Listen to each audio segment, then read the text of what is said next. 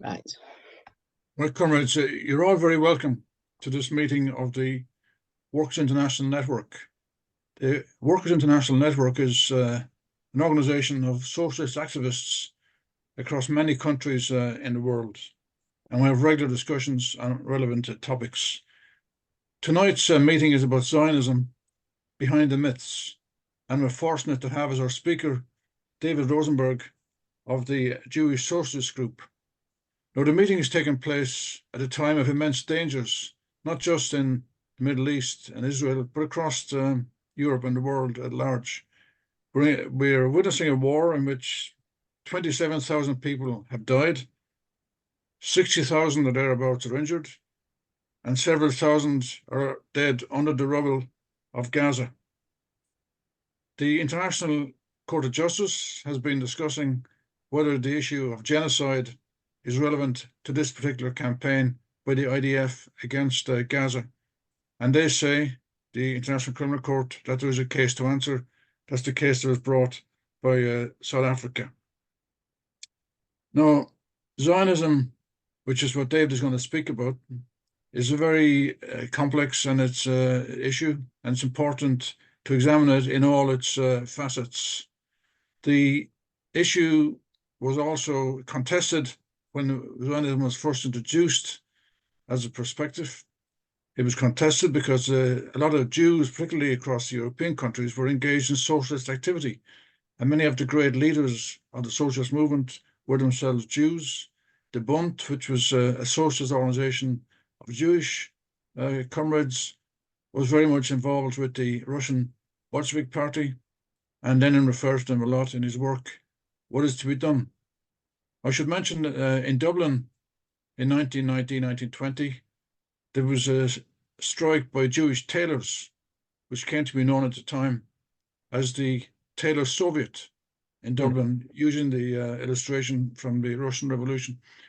We commemorated this event in 2019 within the Dublin Council of Trade Unions, of which I am president. So it's interesting that right across the globe, Jewish activists were involved in the socialist movement. And of course, things changed significantly, as will be explained, I'm sure, by David, with the Holocaust during World War II.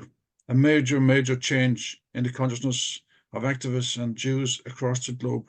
And then, of course, the Nakba, which is the expulsion of 750,000 Palestinians from what's now the land of Israel, and became refugees right across several countries of the Middle East. But all this will be covered in detail. Now, after David speaks in his opening contribution, there'll be time for discussion and questions, and I'd ask comrades to be a bit restrained in the time available. David, would half an hour be sufficient for your own opening contribution? I hope so. I've been cutting it down, so I'm hoping so. Yeah. Okay, thank you. And do you want me to give you a reminder at some point then? No, I've got a clock here on my Okay. screen, so I can see. But I'll do my best to keep within that half hour. Okay, so we'll leave it to your judgment. And thanks again, David, for agreeing to speak to this meeting. I'm looking forward to hearing your contribution. Right. Thank you. Many thanks for inviting me to talk about histories of Zionism and anti-Zionism, and to bring that history into conversation with the present. But I want to start at the end in a way by outlining some paradoxes we can observe right now in 2024. Israel is at its most powerful and aggressive militarily, most bullying of other governments, and it has its most right-wing government ever. But in the wider Jewish world, there is more distancing from the Israeli government, more dissent from the ideology of Zionism. There is active organizing from Jews against Zionism more than any time since Israel was created in 1948, especially in Britain, Germany, the US, and Canada. I was among hundreds on the Jewish bloc yesterday when we were demonstrating on the streets about Palestine. And our bloc is made up of 11 organizations.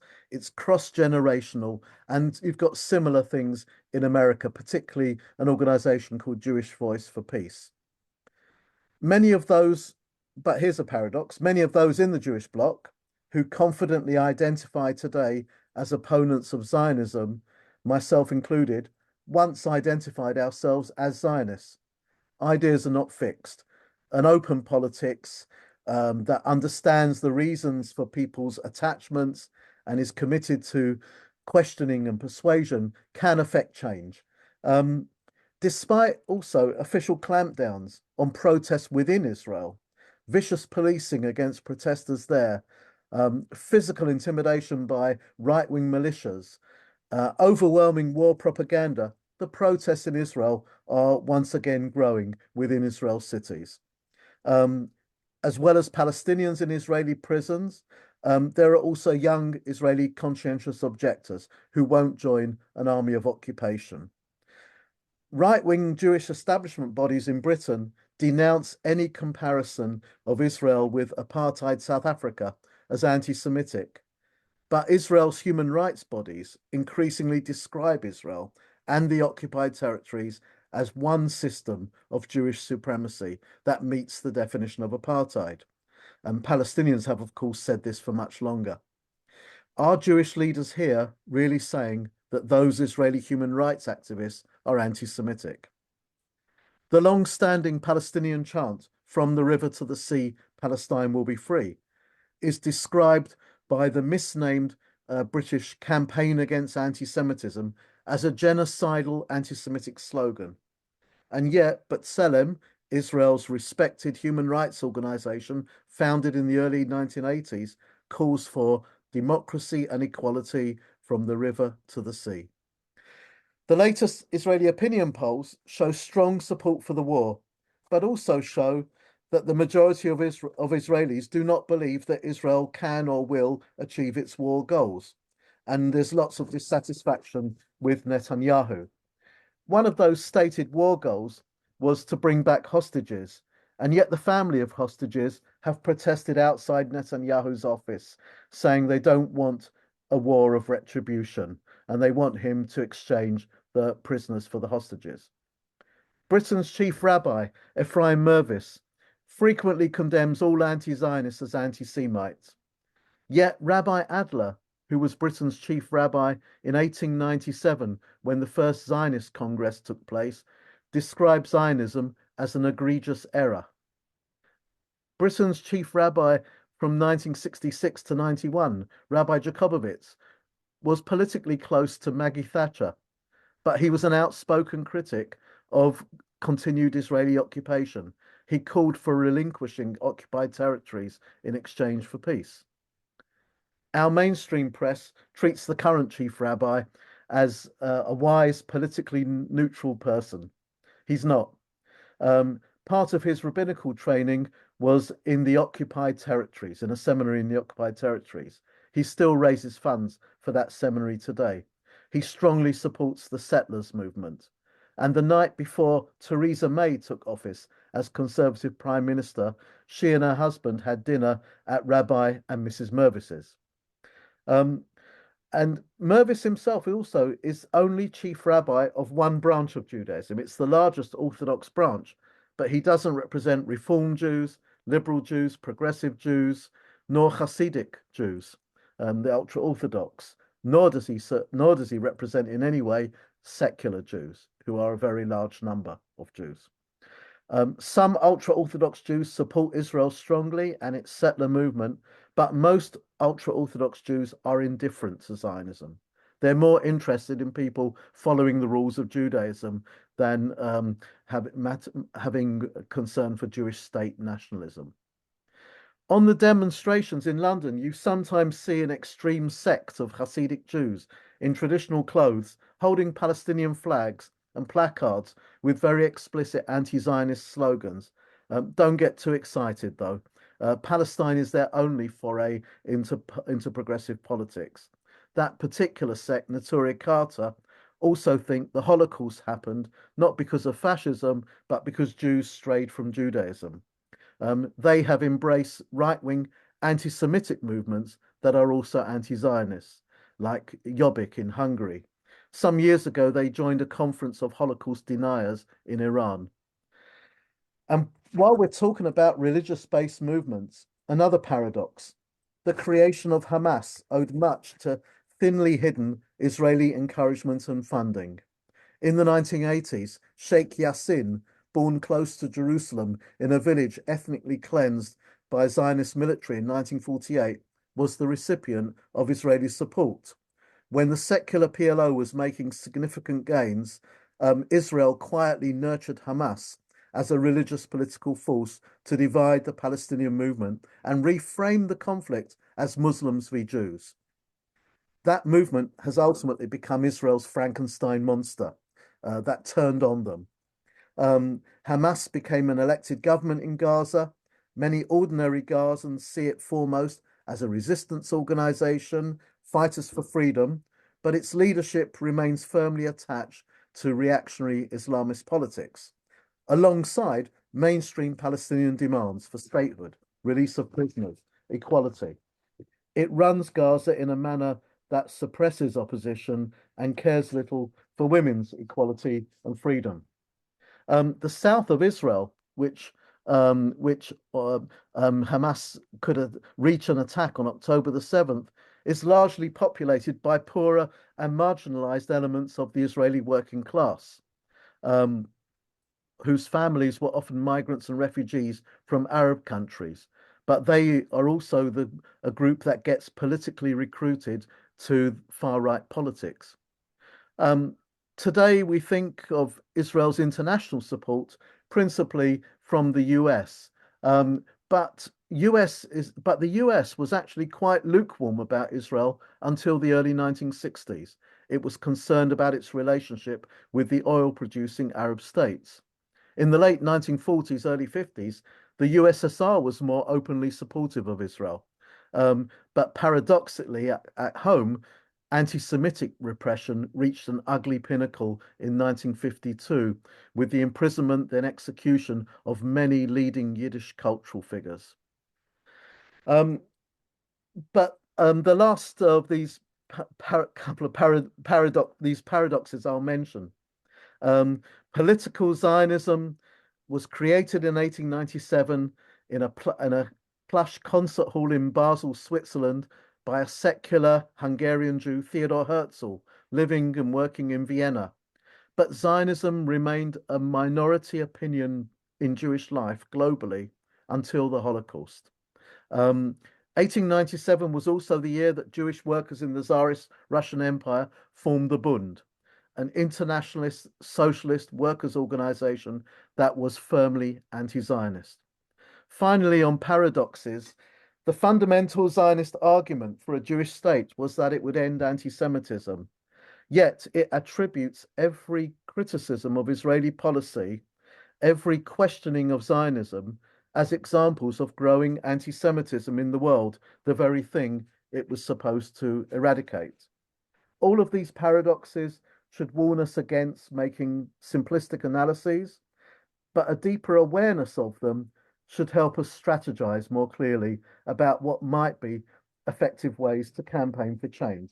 I want to spend the rest of my talk developing some arguments around some key historical moments and episodes, including lesser known aspects of how Zionism and anti-Zionism developed.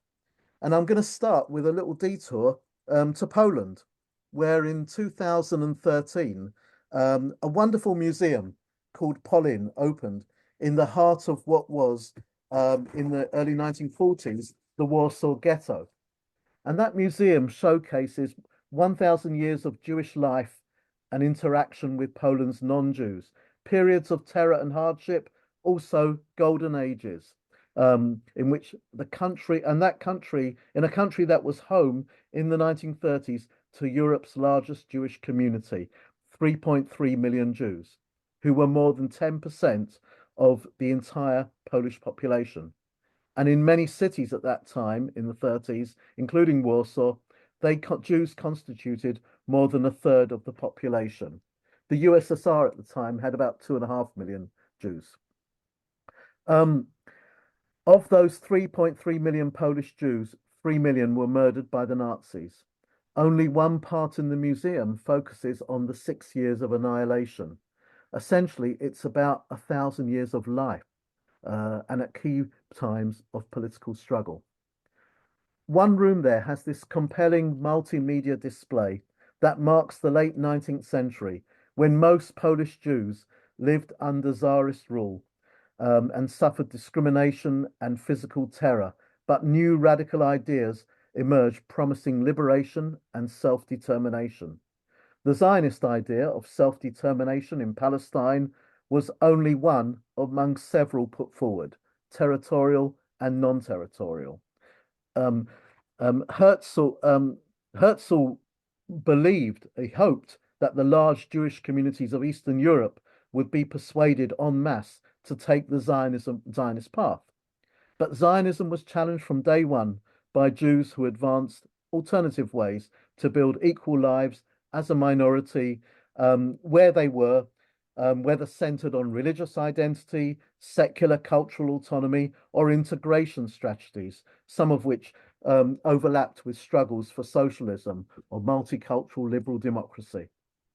The strongest early challenge to Zionism came from the Bund, who did not believe in a separatist solution to any of these issues.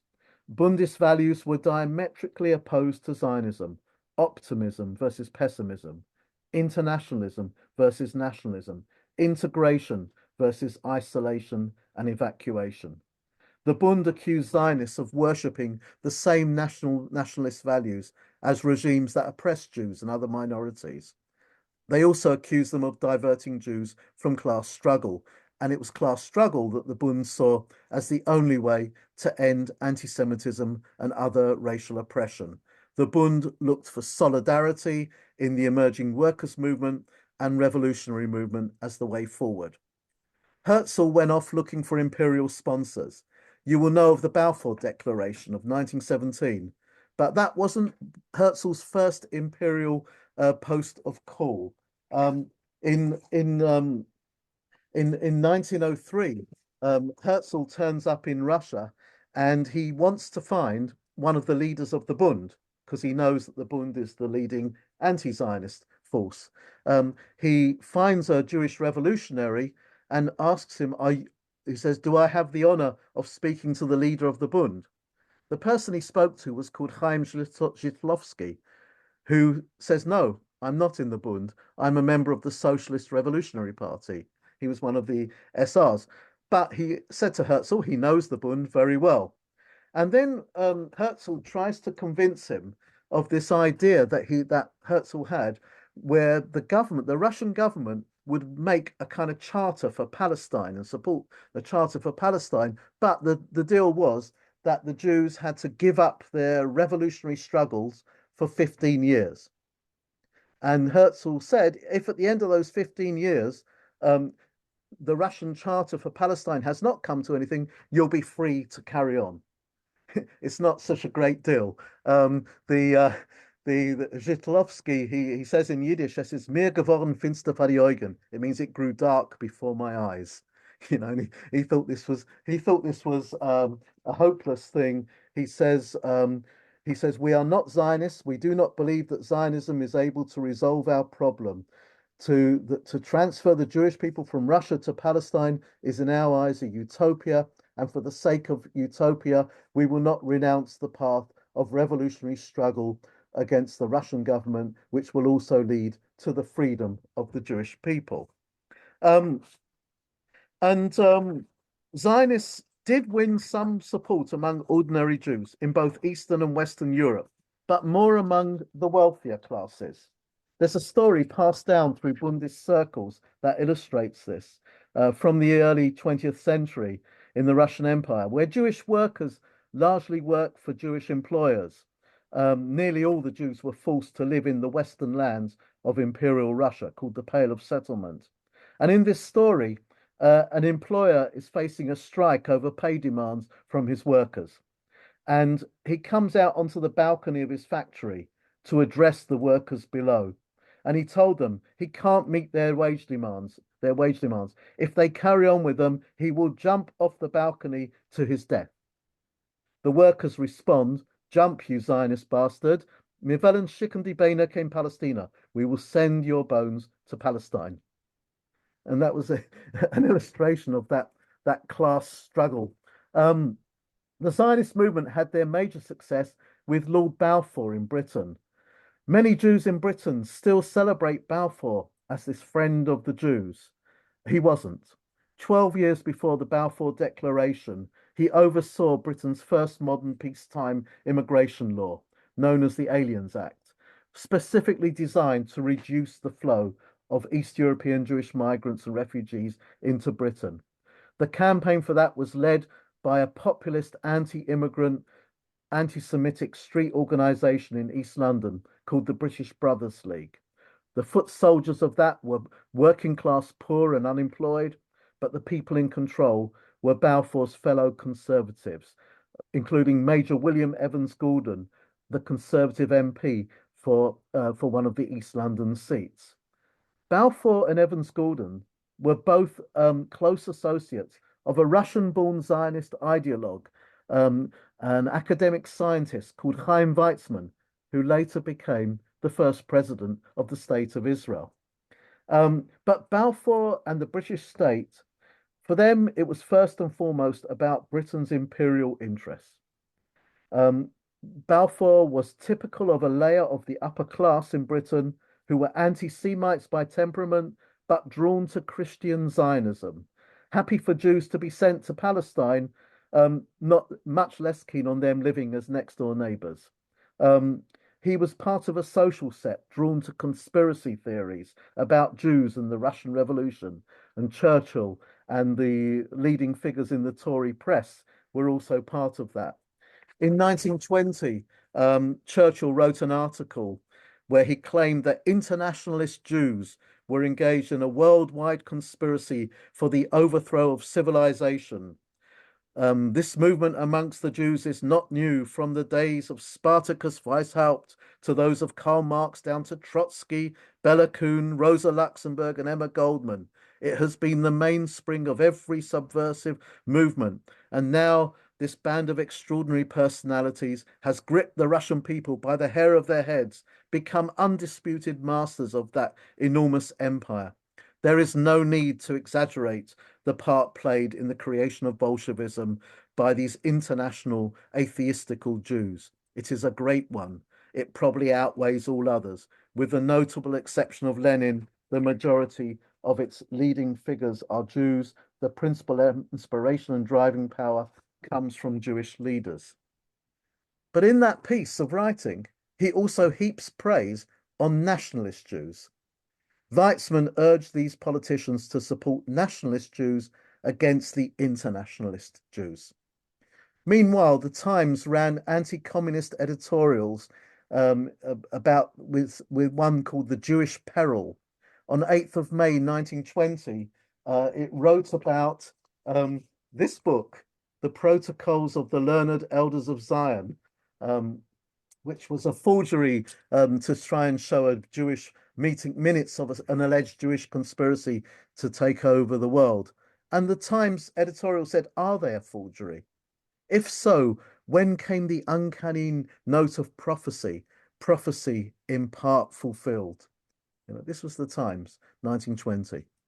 Interestingly, the Balfour Declaration was denounced by some members of the Anglo-Jewish aristocracy. And the Board of Deputies, central to Zionist propaganda today in Britain, was led until the end of the 1930s by non-Zionist and anti-Zionist Jews who feared that support for Jewish nationalism would undermine their patriotic British status and undermine their rights as a minority in Britain. Zionism also appealed among idealist middle-class youth, Jewish youth, both in Eastern and Western Europe, who followed a captivating but flawed ideology that socialist Zionism posited, that it said that Jews had a peculiar class structure, an abundance in intermediary roles and marginal self-employed roles between the working class and the wealthy capitalists. And they needed to normalize their class structure. And they could only do that in their own national state, where Jews would be working in factories and also on the land, and would carry through a socialist struggle there against the capitalists. But what about the indigenous Palestinian workers and peasants. There were no satisfactory answers to that question. In the biggest communities of Eastern Europe, the class structure was changing anyway. In 20s and 30s in revolutionary Russia, where discriminatory employment and residency restrictions for Jews were lifted, the economy began to run on more socialist lines and Jews were spread across different areas of work. In capitalist Poland, an independent state again from 1918, for economic and political reasons, the Jewish community became much more proletarianized. And one of the Bund's leaders in 1930s semi-fascist Poland, when ultimately the Bund emerged as the strongest and popular political force among Poland's Jews, was Henryk Ehrlich. And these are a few quotes from him. The Zionists regard themselves as second-class citizens in Poland. Their aim is to be first-class citizens in Palestine and make the Arabs second-class citizens. There is a certain kind of Jewish nationalism, just as ugly, just as disgusting as the nationalism of other nations. If an appropriate opportunity arose, Jewish nationalism would show its sharp teeth and nails, no less than the nationalism of other nations. If a Jewish state should arise in Palestine, its spiritual climate will be eternal fear of the external enemy, brackets, Arabs, eternal struggle for every foot of ground, for every bit of work with the internal enemy, bracket, Arabs. Is this a climate in which freedom and democracy and progress can grow? Is it not the climate in which reaction and chauvinism ordinarily flourish? Zionism has always been a conjoined twin of anti-Semitism and every kind of national chauvinism.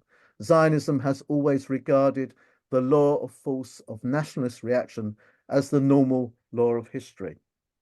The last test of Jewish political opinion in Poland before the Nazi invasion were the national municipal elections of 1938 and 39, and the Bund outstripped the Zionists and the religious parties in those by a very large margin. In Warsaw, 20 Jewish councils were elected, 16 of them were from the Bund. Similar results from Lodz and other big cities. Outside of Europe, the largest Jewish communities were in America. In the interwar period, Jewish involvement in trade union political struggles in communist and socialist movements there was high. Zionists were struggling to make headway among Jewish workers there. Zionists often say that it was Israel's creation that gave all Jews more self-confidence, enabled Jews to fight back against their tormentors. It's a myth. In 1930s Britain, the huge clash with fascism at Cable Street in the East End that prefigured, and that was prefigured by clashes in Manchester and Leeds. In all of these, the Jews that were mobilized essentially by the Communist Party, who were a non-Zionist or anti-Zionist political force, and also the Labour League of Youth, and also by trade union bodies, and also a very interesting local organization in the Jewish community called the Workers' Circle. These were the people. There were some Zionists involved with those battles, but mainly they were marginal to it. Jews also fought against fascism well before Israel was created by being part of the International Brigades in Spain. It's reckoned that 15% of the fighters there were Jewish, recruited in countries where Jews were less than one, were Jews from 1% or less of the population. Now, I'm looking at the time. How much time have I got? Have I got 6 or 7 minutes? It's very, very interesting, David. So continue. I mean, it's a very, very valuable contribution. Say another 10 minutes, perhaps. Yeah. Okay, that will easily be enough for me. Okay. In Poland in 1926, Marshal Pilsudski led a military coup, and he was a former socialist. And ironically, many Jews welcomed his leadership after a series of weak governments. They also thought that his leadership would keep the far right anti-Semites at bay. Um, somebody's got their. Oh, is it possible to mute? Um, yeah. Yeah. A lot of Jews thought that he would, if you had Pilsudski government, a strong government, it would keep the far right at bay. After Pilsudski died in 1935, the far right, openly anti-Semitic parties became far more prominent, and they were pogrom inciting parties. There was very openly anti-Semitic parties. The anti-fascist fight was led by two forces, the Bund and the left wing of the Polish Socialist Party, who collaborated together.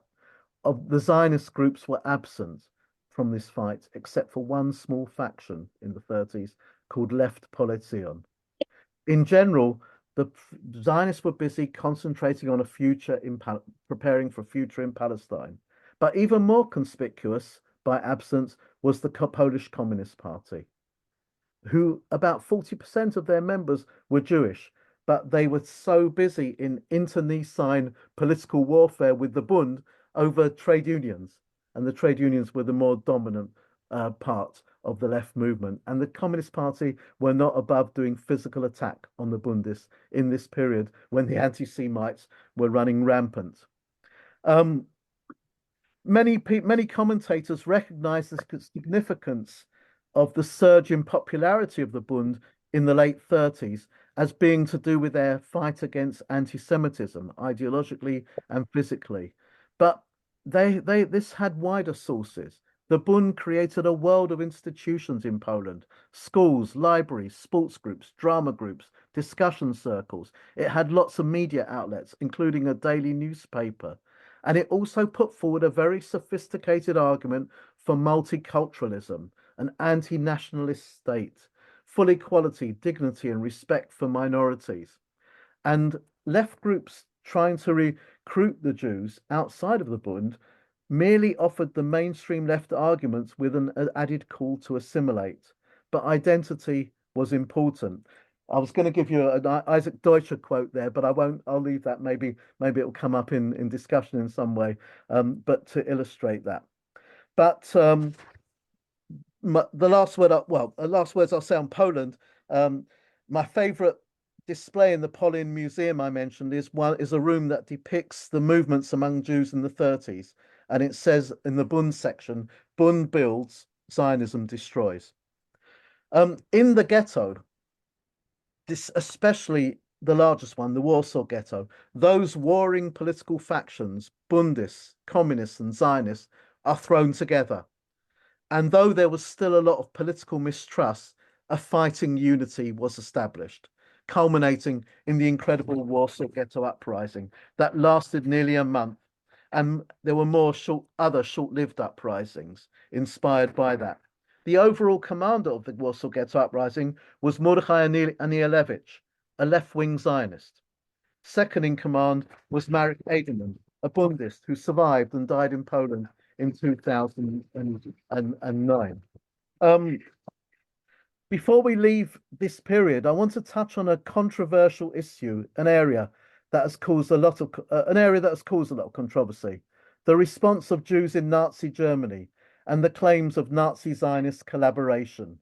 This got the left-wing politician Ken Livingstone in a lot of trouble a few years ago.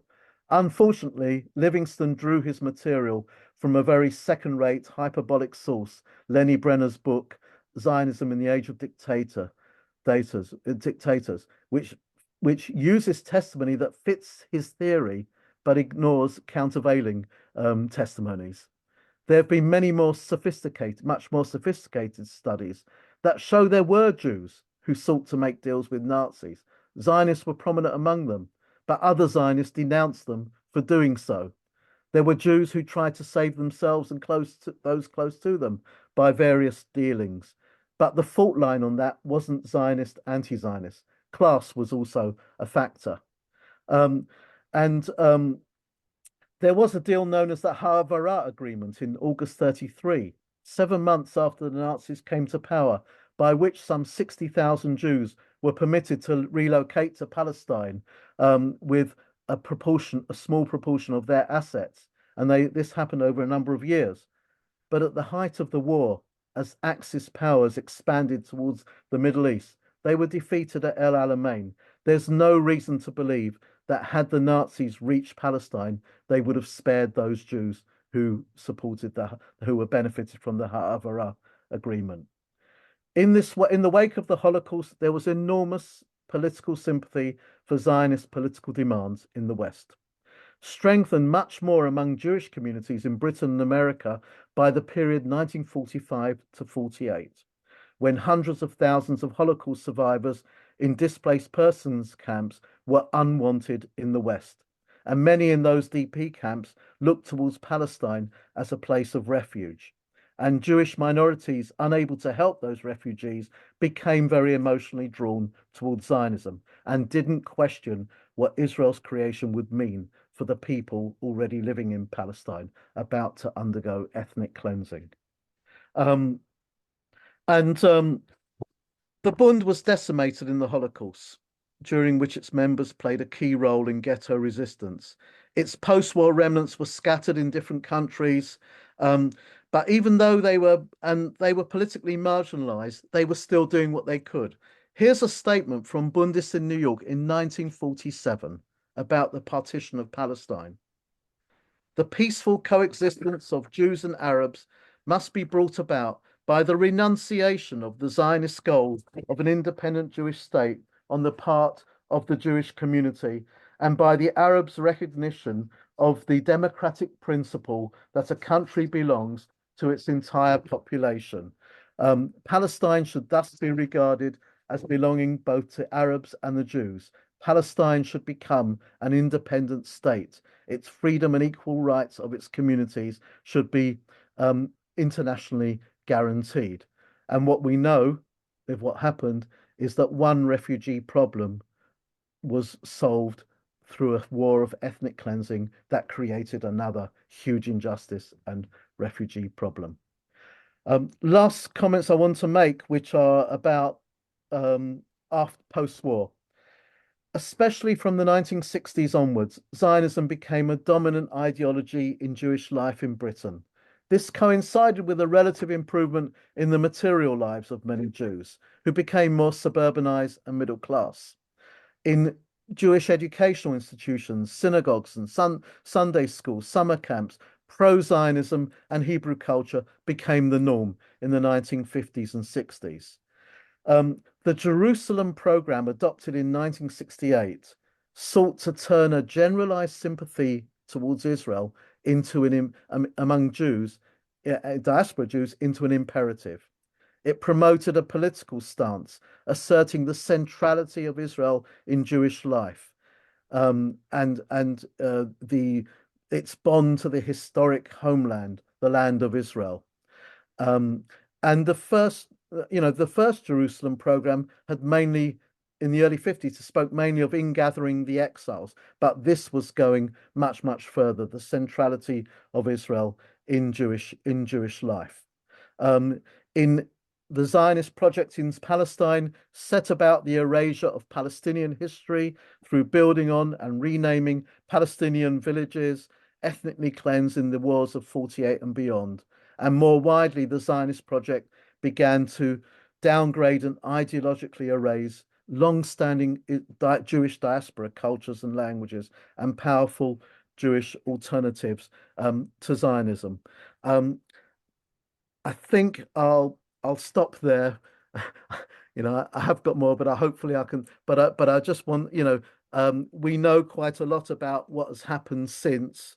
But what I really wanted to say is that things are very much in a period of flux and change inside the Jewish community, where you've got people pushing, it's polarizing, but the left is growing stronger.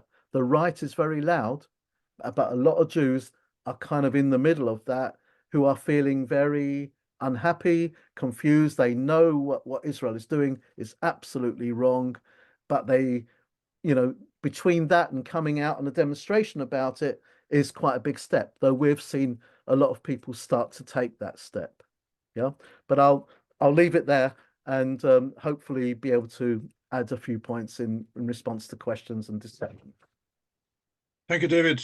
I'm sure all the comers will agree that that was a very informative, very interesting, and a very valuable contribution. Now, lots of comrades here will want to contribute to the discussion in the form of questions or individual contributions. So I want to ask a few things of you. First of all, it's not necessary to repeat points that David has made. By all means, contest whatever argument you wish, but there's no need to go over the points that David has made himself very clearly. Can you also restrain yourselves in terms of time? And the idea is to ensure as many comrades as possible can come into the discussion and can ask questions. After a few questions have been asked, we'll give David an opportunity to answer during the course of the discussion some of the points, and then the discussion can take up again at that point. And at the very conclusion then, David will have an opportunity to summarize the discussion. So if comrades who wish to speak would use the electronic indicator that would raise your hands, and it'll give me some idea about what the order of speakers would be. So the first speaker is Steve Zelser, but anybody else who wishes to speak, just put up your electronic hand and I'll be able to direct the discussion from there. So Steve, you're next. Yeah, well, I mean, I think that I missed a part of the report, but I think that the role of Zionism has to be looked at historically. It didn't start with the rise of fascism. The Zionist movement and the Zionist ideology collaborated with imperialism, British imperialism, and then U.S. imperialism, with Nazis, with fascism, and then with U.S. imperialism. And in the labor movement, in the unions in the United States, the Zionists worked with the trade union bureaucracy. In fact, during the witch hunt in the 50s, they collaborated in the anti-communist witch hunt. So the other thing is the Zionists did work with the Nazis. They brought Adolf Eichmann to Palestine to get the support of the Nazis. In fact, they were given an award. So I don't agree that that doesn't mean every Zionist worked with the Nazi, but the Zionists were politically aligned with the Nazis, and for the purpose of establishing a Jewish state. So today, the Zionists play in the labor movement in the United States a role of supporting U.S. imperialism, supporting the bombing of Gaza, and blocking U.S. workers from organizing in support of the Palestinian people. They play a pernicious role, and they are anti-communists, the Zionists. So I think that this idea that the Zionists play a neutral role or something like that in relationship to imperialism, in the relationship to internationalism, is really wrong. Internationally, they supported South Africa, the Histadrut, which is AFL-CIO is affiliated with. They supported the apartheid regime, and they work with the United States and Israel all over the world, supporting fascist right-wing. They supported Pinochet. They supported the Argentinian coup. So we're talking about a very dangerous, pernicious movement in the working class, because they are in unions internationally, and they work with the CIA and collaborate with the CIA. So I think you have to take a look at the Zionism and the labor movement in relationship to their history and their role today, which is reactionary. It's a reactionary ideology which has to be confronted in the working class, and workers have to be educated about the role of the Histadrut, which is not just a union, but has businesses that are involved internationally in supporting right-wing reactionary regimes. Thank you, Steve. The next person that indicated they want to speak is David Hempson. There you go, Dave. Sorry, let me just show my face so I'm not anonymous. First of all, thank you very much from a David to another David. That was a marvelous introduction with many parts which invite you to read more widely and to really understand much of the phenomenon. My points are going to be limited, as per advice by the chair, to some specifics in relation to apartheid and Zionism. And particularly, you touched on a question of what you mentioned as Christian Zionism. And it leads to the perverse result that you can have Zionism being supported by Christians who are actually anti-Semitic and who actually are also Islamophobic, although that's a nice expression, who are violently opposed to Muslims. So that in some cities in America, you have outbursts of anti-Semitism. I don't mean just nasty words. I mean killing of people in synagogues and so forth, horror after horror, at the same time with attacks on people identified as Muslims. So we find that reaction blurs right across any logical spectrum. And this is the danger which we see, particularly in the rise of the ultra-right, which some people may feel is not such a danger, but it is. It's a deeply corrosive danger because it blurs the other right across the spectrum. And the base for Trump is both anti-Semitic and Islamophobic. It's the same phenomenon, and it has devastating results at times. But that's one point. If I could then mention just some personal observations in relation to Zionism and apartheid. Now, you know that in Resolution 3379 of the United Nations made that direct comparison. It was carried by the United Nations General Assembly and then reversed subsequently. But it identified Zionism as a form of racism. Now, without going into all the complications of what exactly racism is, it led, what it was identifying was a fusion of Zionism with the support for the apartheid regime. And just to mention some specifics, in 1979, when I visited Israel late in that year, I noticed on the roofs of houses, SABS. SA is South Africa. BS is the Bureau of Standards, and the CSIR, which is the Council of Science and Industrial Research. And that was on the roofs of houses. That was the solar water heating systems which were applied in South Africa. Now, that was a direct exchange for rockets from Israel, which South Africa then, the apartheid regime then perfected. In 1979, in 1979, also in South Africa, there was a nuclear trial in which the Israeli secretly in an alliance with South Africa, exploded a bomb. That was on the 22nd of September, 1979. And it exposed this link. Both regimes had various arms embargoes against them, and so therefore secretly collaborated and built up a defense armaments industry, which was peculiar to each other and supported each other. And then we do face the point which Steve has raised, which is that the Histadrut is still regarded as part of the labor movement internationally. I think in the ICFTU, it was a major component. In current trade union international circles, I think it's still very, very active.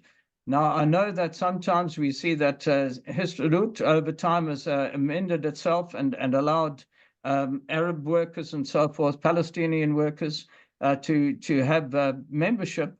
But overall, it is an integral part of the apartheid Israeli state. And it makes no apologies for this. So that the Zim shipping line, I didn't know this, but actually is indirectly owned by the Histadrut, which is meant to be a labor movement organization. I just make these observations, but thank you again, David, for some very interesting points. Thank you, David. Roger. Yes, first of all, thank you, David. That was a really interesting and comprehensive introduction. I'd just like to add a few more points and a few quotes, which I think might illustrate some of his points. First of all, I mean, in the period, but right up until the time of the Holocaust, as David said, Zionism was just a exotic fringe sect. I think you could compare it perhaps to in the USA at one time among the black population there was Marcus Garvey's Back to Africa sect, which or even the Rastafarians in the Caribbean and so on. The idea that we could go back to a homeland and so on, but it never became a mass force. And certainly in Eastern Europe, in the ghettos, as you say, I mean the response overwhelmingly of the Bund, which was a massive, really a marvelous creation culturally, politically, in every way. The attitude of the Bundists was, "We're going nowhere. This is our home." And so what we've seen with the latest with this genocide in Gaza, which has created, of course, absolute revulsion and horror throughout the world. And by the way, that shows very much that people don't get brainwashed by the press to any extent, to anything like the extent that is sometimes alleged, because we've seen a massive uprising, almost upsurge of protest. But unfortunately, also part of that is that among some fringes within the protest movement, I'm afraid it's true to say that anti-Semitism, it has breathed life into some anti-Semitic myths. On the internet, I've seen so many things. I've seen somebody who in other respects considered himself left, who said, "How can I ever discuss anything with a Jew again?" Absolutely, I mean, something that you would not say. People who would have protested vigorously about Islamophobic reactions to, say, 9/11.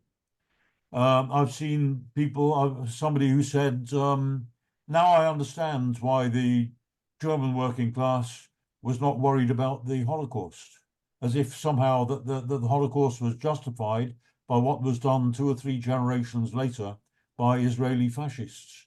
I won't quote any more, but the question is, oh, sorry, one other thing, that there's been lots of discussion about whether Jews genetically had their origin in Palestine or not. So bloody what? It absolutely makes no difference. It's got nothing to do with genetics. Zionism, as David explained, was a tool seized on by British imperialism. It was done in order to create an outpost within the turbulent oil-rich region to protect its control of the oil fields against the Arab Revolution and its control at that time of the Balfour Declaration, at that time of Egypt, the Suez Canal, and the sea route to India. In the words of the first British military governor of Jerusalem, it would be, quote, "a loyal little Jewish Ulster in a sea of potentially hostile Arabism."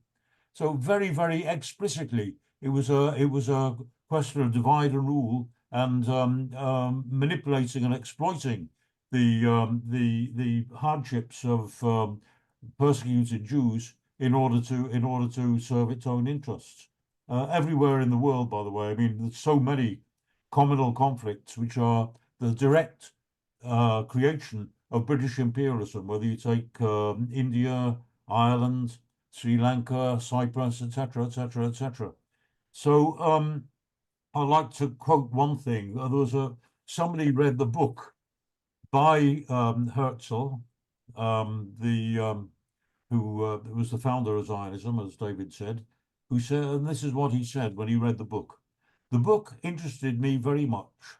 Somehow this book touched a chord in me and I took it all in." Who was the author? Adolf Eichmann. And he continued, "The Zionists wanted a territory where the Jewish people could finally settle in peace, and that was pretty much what the Nazis wanted." This is, of course, the man who went on to be the architect of the Holocaust. So in a way, you could say Zionism was an acknowledgement of despair, a capitulation to anti-Semitism. And in that sense, you could say the genocide in Palestine today is yet another aftershock of the failure of the German Revolution of 1918 to 23. One more point that I would like to make is in relation to the slander by the right wing of the Labour Party of anti-Semitism among the left and among of Corbyn and his supporters. It was actually Herbert Morrison, Peter Mandelson's grandfather, who blocked entry to Britain by Jews fleeing from Nazi genocide. And it was Labour's right-wing Foreign Secretary Ernest Bevin who drowns destitute Holocaust survivors from of the detention camps in the Mediterranean, just as they're drowning refugees in the Mediterranean, now going in the opposite direction. When people think, I mean, when it's talked about as if the Jews sort of went to Palestine just on a whim or in some kind of fiendish conspiracy, I'd like to quote one of the survivors, one of the displaced persons surviving the concentration camps at the time in 1947. He said, "There are thousands more like me. My story is the story of my entire generation as Jews. I'm 28 and I've never eaten bread I've earned with my own hands. This shirt I wear was given me by the Red Cross. This coat I wear came from the partisans. This sweater from my sisters in Palestine. My uncle in the United States sent me a dollar bill and I bought these boots I wear. During the war, I was in the ghetto. Later on, I joined the partisans and I was called the Jew. As the war was over, I returned to my town. Of 7,000 Jews, 2 small children remained. This is all that remains of my family. One went to the war, one was taken prisoner and killed by the Germans. All the rest were slaughtered by Poles. I don't even know their graves." And he went on like that. But I mean, it was not a question of these survivors. They weren't going there in order to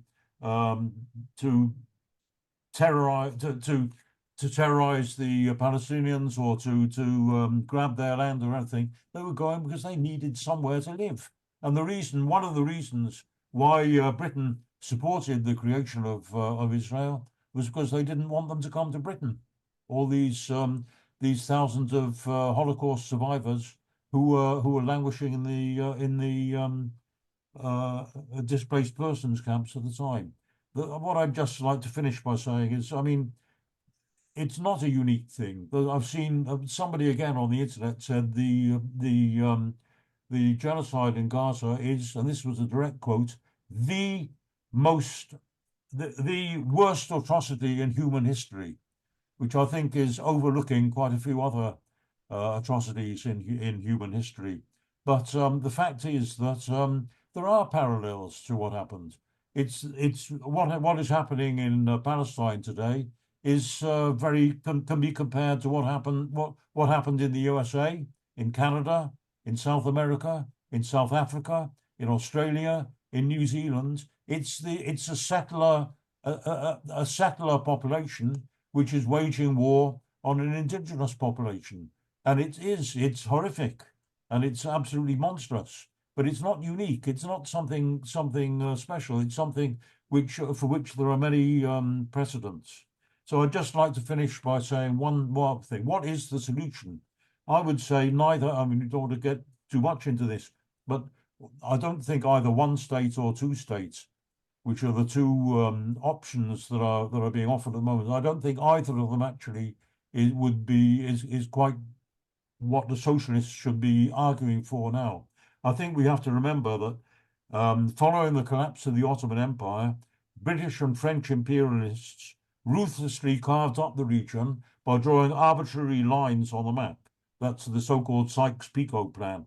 And sectarian conflicts have raged not only in Israel, Palestine, but in Lebanon, in Iraq, in Iran, in Syria, in Jordan, and so on. And I think we should be calling for a common homeland of all communities in a harmonious socialist federation of the Middle East. Thanks, comrade. Sorry if I went on a bit long. Thank you, Roger. Just before our next speaker, Andros, speaks, I want to just raise a couple of questions myself, not to make a contribution, but raise questions.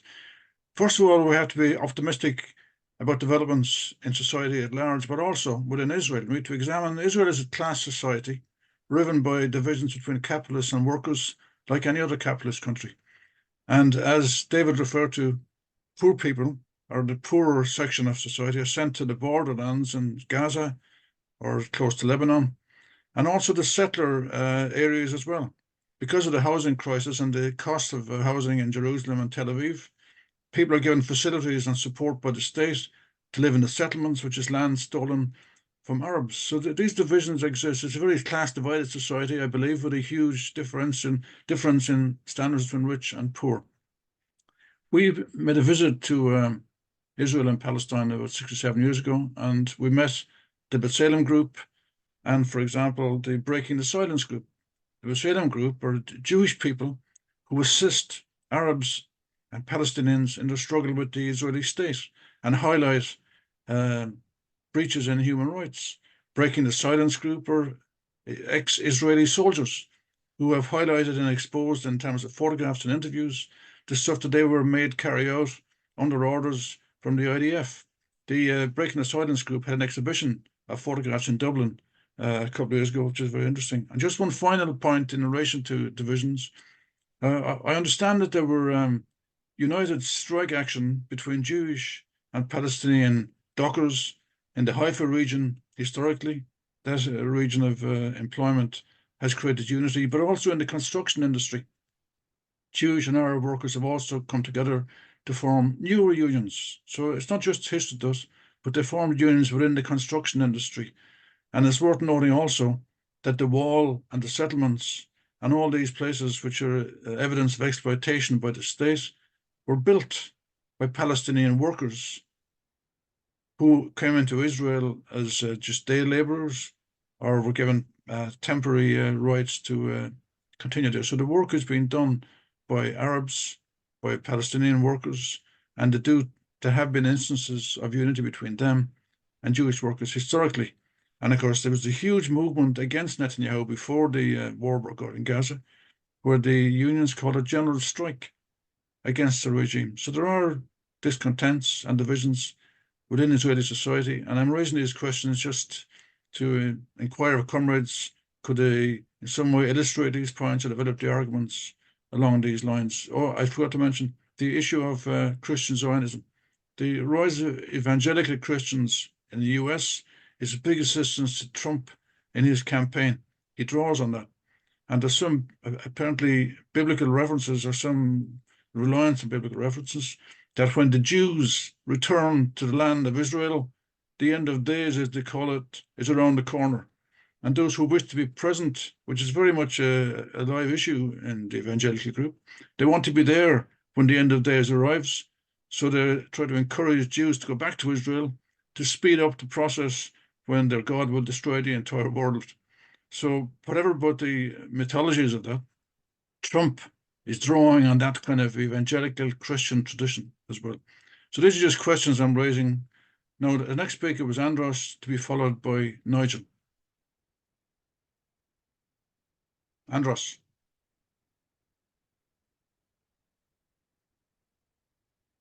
Sorry, yes, I was muted. Okay. There was one point which Comrade David left for the end in his very interesting introduction, in which he said that there are many Jews in the middle, although they don't express themselves in any kind of active way, but actually that this developments, this conjuncture, the left is growing stronger. I would like to hear more about that because this is really interesting and an important position. What is the state of the left in Israel today, and how is it growing stronger? One second question I have is that my impression is that until a few decades ago, the ruling class in Israel was divided over the issue of Zionism. But it seems that today, the ruling class is wholly, let's say, endorsing the Zionist ideology. I'm not sure that this is correct, but this is an impression I have. So I'm asking if this is accurate.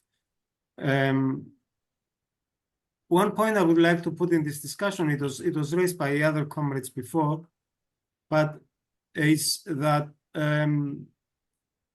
is the role of British imperialism in particular, but of imperialism in general, in the creation of the Israeli state. There is a lot of talk against Zionism in our countries, in the population, in West and East and North and South.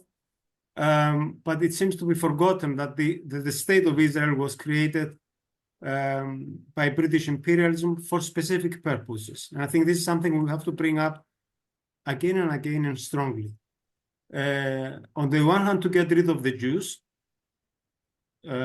which shows how, the hypocrisy about their pretend to be fighting against anti-Semites today, but also to create an outpost in the Middle East. Another point I want to put in this discussion is that the far right, which has traditionally been anti-Semite, is now pro-Zionist, or big sections of it, big elements of it. In Greece, where I come from, is the dominant current. The far right, including Nazi organizations and fascist organizations, they are pro-Zionist. They want Israel to defeat and slaughter Gaza and vanish Palestinians from the face of the earth, which says a lot about the far right, of course, but also says a lot about Zionism, that they have ended up in some kind of not coalition, but agreeing on the purpose. The expression apartheid is widely used in the discussions about Palestine. I think it's a correct term to use, but I think it creates the impression. I don't really have time to develop this point, but I'm raising it for discussion and for, let's say, food for thought. There is also a discussion that in the same way as South Africa was able to peacefully solve the problem of apartheid, maybe the same thing can happen in Israel today. I personally don't think that this is possible in the foreseeable future. Of course, what will happen in 50 years is impossible to predict. But let's say that in the historical phase that we are going through, I don't see any possibility of find an agreeable solution by which, in peace, the Israeli state is able to embrace the Arabs, Palestinians, and have a unified state, as happened in South Africa, where, of course, they passed over power to the black majority, in essence, in practice, the black capitalists. I don't see this possibility in the case of Palestine.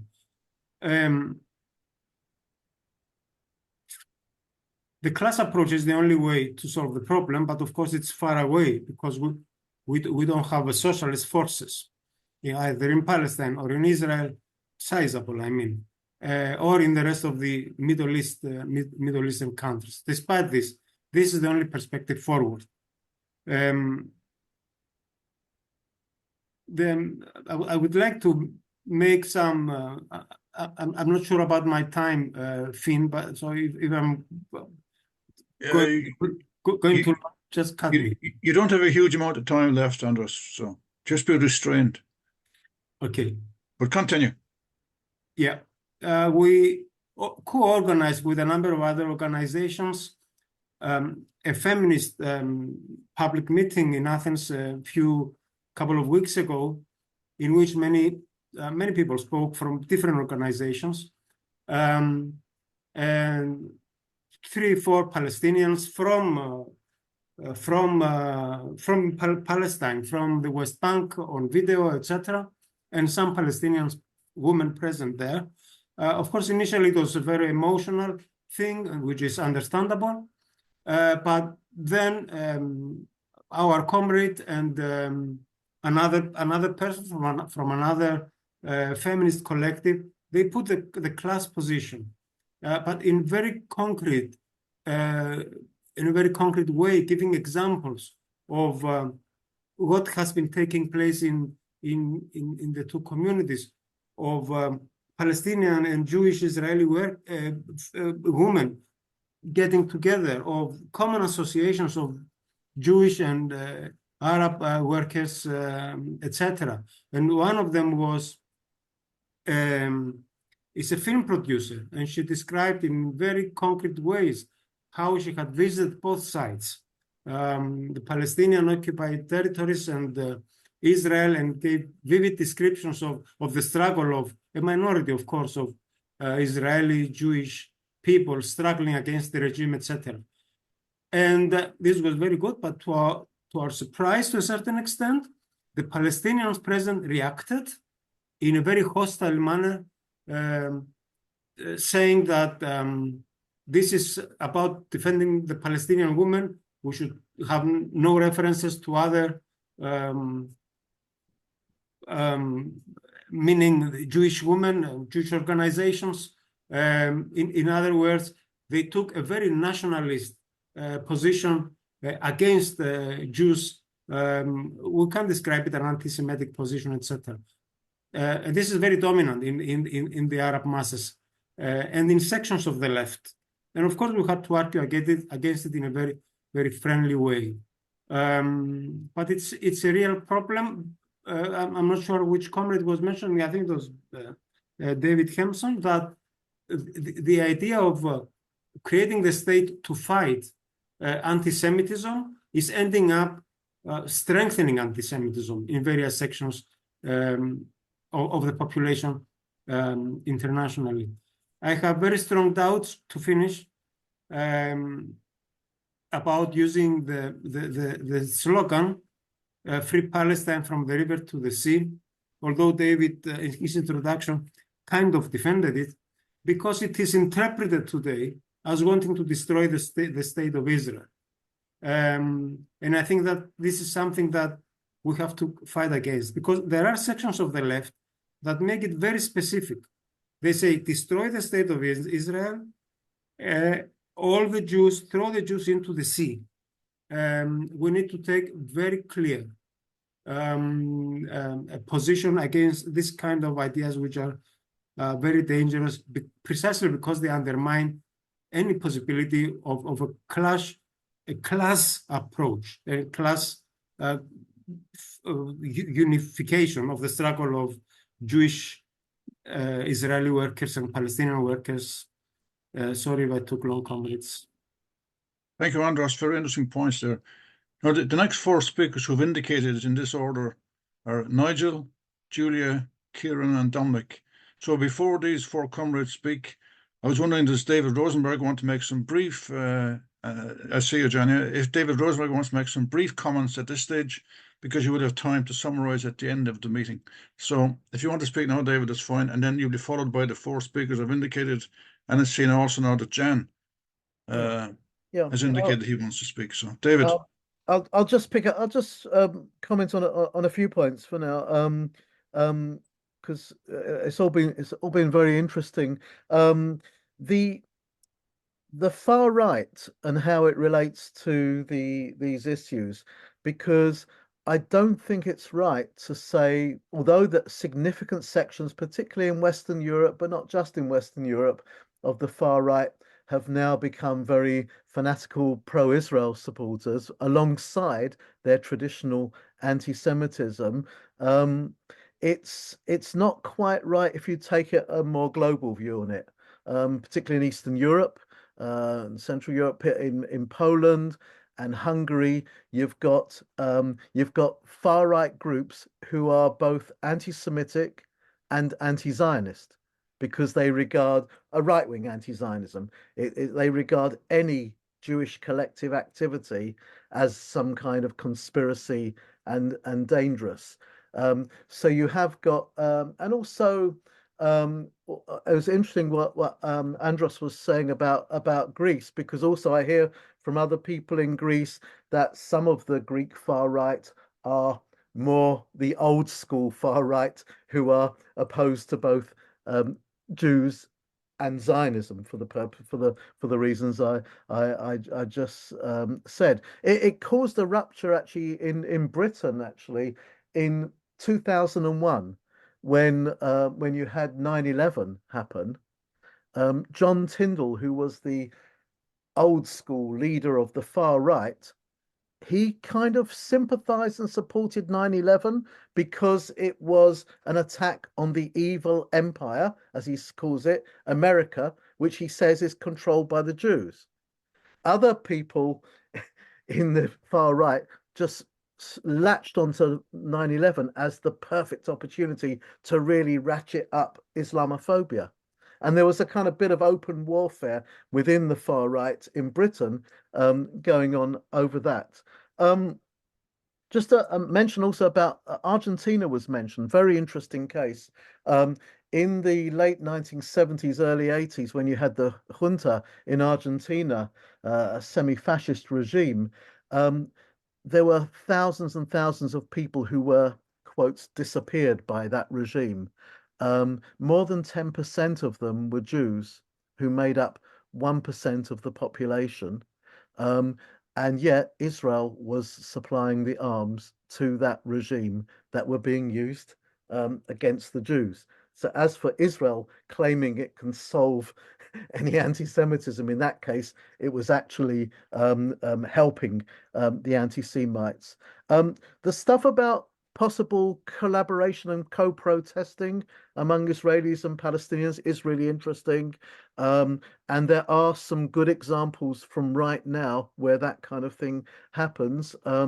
There's a media collective with both Israeli and Palestinians who do excellent reporting, and that's called Plus 972. I'd really recommend people to look out for their coverage. And also there's a very interesting group called the Green Olive Collective, who do amazing work, Palestinians and Israelis together. They're a kind of progressive tour organization, but it's not like somebody taking you on a walk for 2 hours. I do that kind of thing as a radical history tour guide. But what they do is like you might spend 4 or 5 days in a Palestinian village with the people there, learning in depth about their situation. There's also groups that are of Israeli left-wingers who are spending time staying over in the homes of Palestinians to help defend those homes from the settlers. And some of them have been very badly beaten up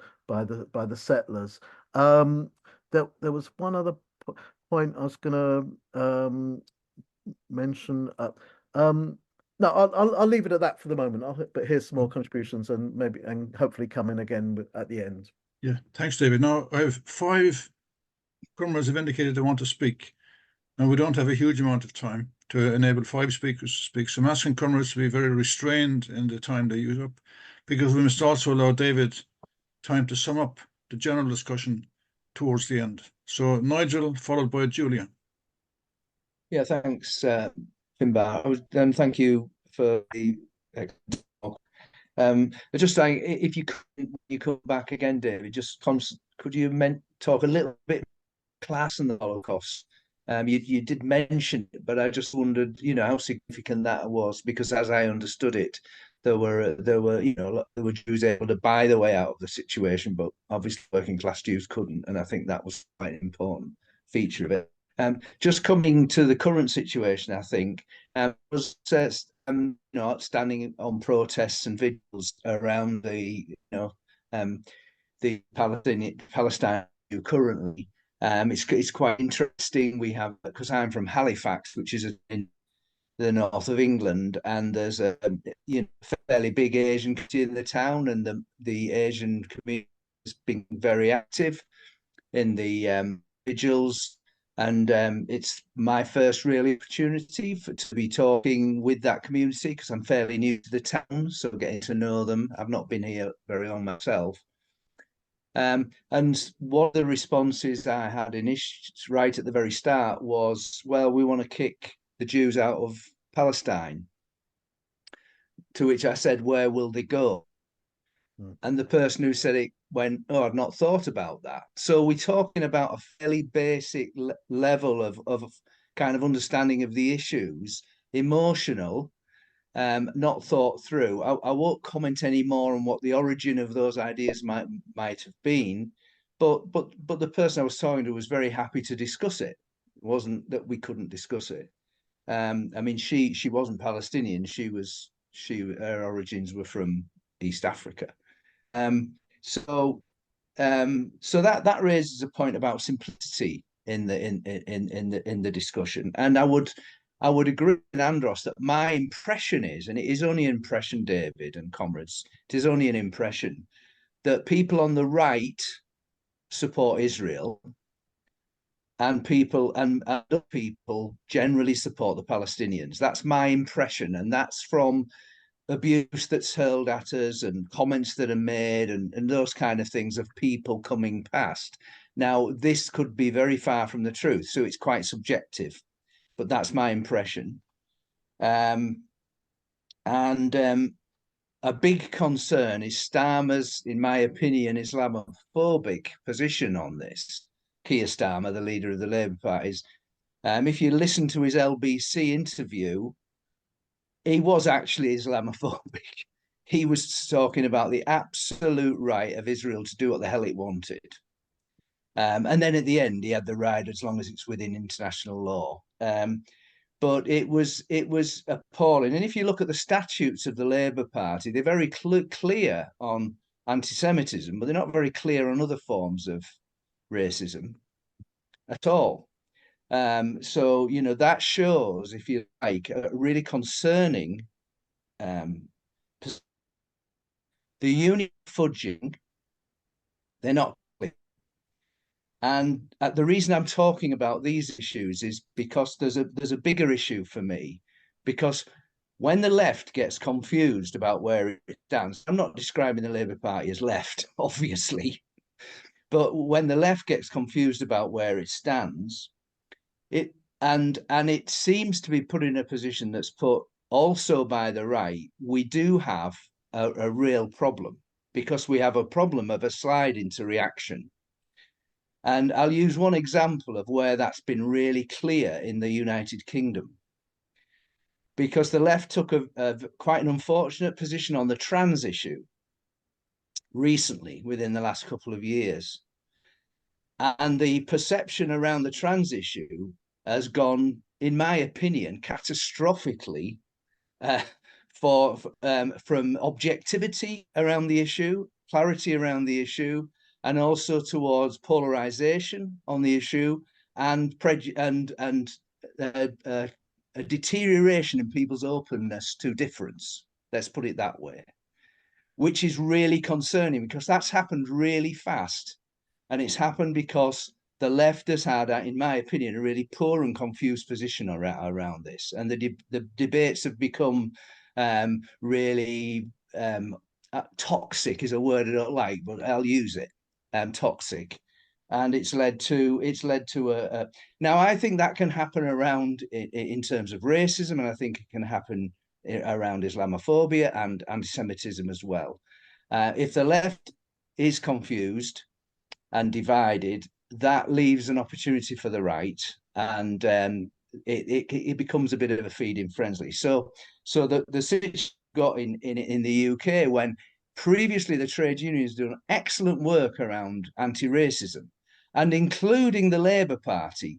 To be fair to the Labour Party, I would say that's the Labour Party's played its part there, historically, not currently.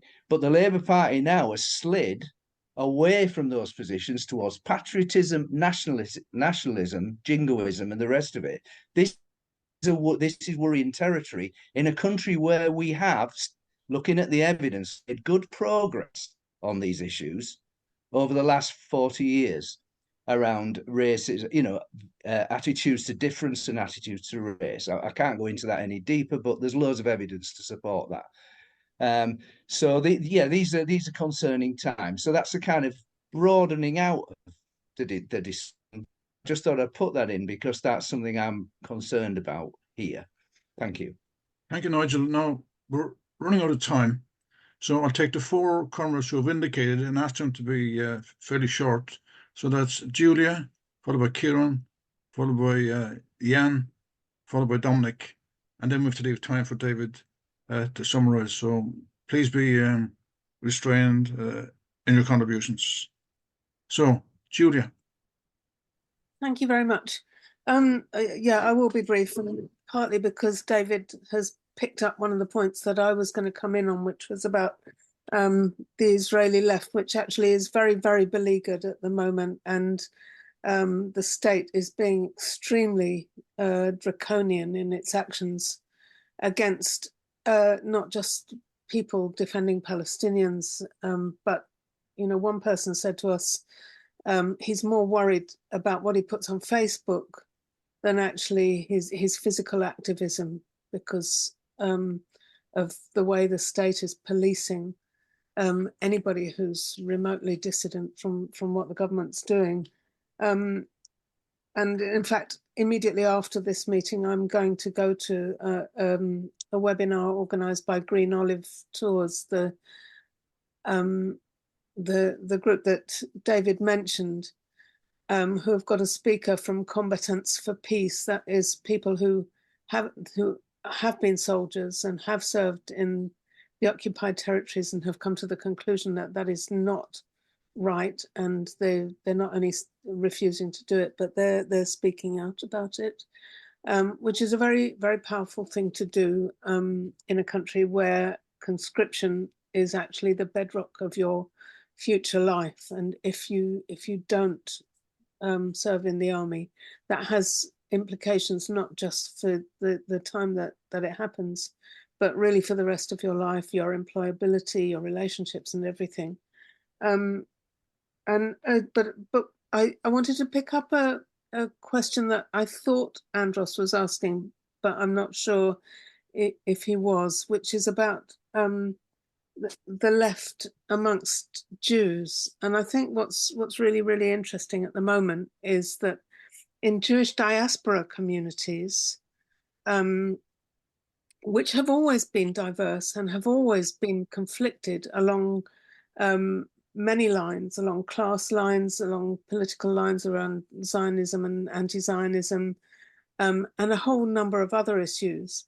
There's always been an attempt to kind of create a facade of unity, and the devices that we know are used to create that facade. Zionism is one, and it's been a very, very powerful one in the wake of the Nazi genocide and the aftermath of that, and the refugees washing around all over Europe for years, many, many years after the camps were liberated. The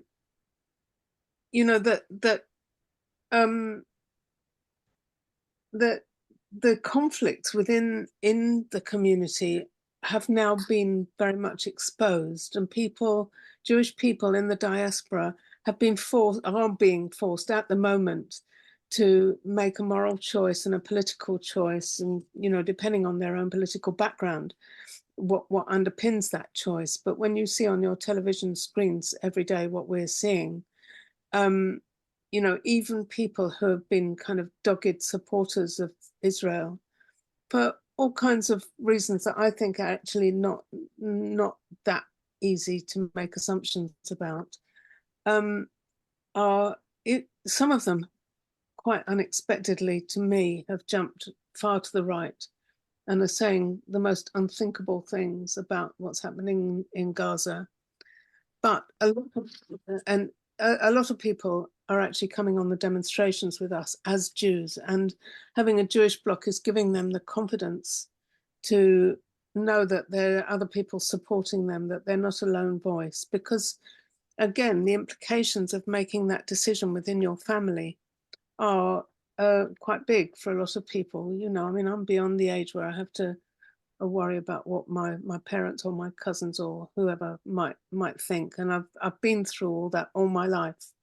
But I think for young people, the idea of being severed from their family and severed from their community, which is what breaking with Zionism has quite often meant for people in the past, that's a massive decision. I'm not saying that you shouldn't make it, but in the Jewish blocs on these demonstrations, there's such a variety of people that it is what we're seeing is people actually being enabled to think about what all this means and to make a stand for what they know to be right and against what they know to be wrong. And I'll just finish with a really interesting conversation that I had with a very young member of the Jewish bloc yesterday on the demonstration. And he came up to me and he said, I think we're related. And I said, you know, we went through the... David says he can't hear me. Can other people hear me? Yeah, I can hear you. Okay. That it turns out that we're kind of distant cousins, but my family had one side of it was this kind of very pucker, very prominent Zionist family. And that's the bit that he comes from. And the bit that I grew up in, I was in a Zionist youth movement, and you know, I went through this whole process of breaking with it. And what he told me was that his grandmother, who's a really kind of well-known, slightly left of center, but very kind of absolutely riveted to Zionism, that she's actually signing petitions about in opposition to the Israeli government now. She's not doing it very publicly, but I just think that that's a kind of indication that there's a whole mass of people in the middle of the Jewish community that are on the move. And you know, it may not be seem significant to people who are outside the community, but I do think what's happening is that the right has always operated under cover of saying that all Jews support this, and those that don't are just marginal and they're not real Jews and they're not of any significance. But actually, that image is being shattered now, and it's really important because it affects the way that they can use anti-Semitism and claim that things are anti-Semitism when they actually aren't. When there's 400, 500, 1,000 Jewish people publicly on a demonstration like these ones we've seen, with their placards saying, "Not in our name, Jews opposed to genocide, Jewish bloc for the Palestinians," and all the rest of it. You know, there's a disjuncture that people have to deal with. I'll leave it at that. Thank you, Julia, for making that point, which I'm sure comrades will find very encouraging in their own activities in the movement. Now, as I say, we're very limited for time, but our next speaker is Kieran. Okay, well, thank you, Finn. I'll try and be quick. I've looked forward to this lead off all week, you know, and I wasn't disappointed. It was very, very good, and thank you, David. I have a question, and I'll ask the question, and then I'll give something of a exposition of why I'm asking the question. But it might seem like a daft question, might seem like a silly question. It's not necessary, but I would like you, David, just to take a moment or two to define Zionism. It's something I thought about a lot, and I can find a dictionary definition with ease. I can do it on my phone now, but that's less important and less helpful than what it means in the real living sense of the word.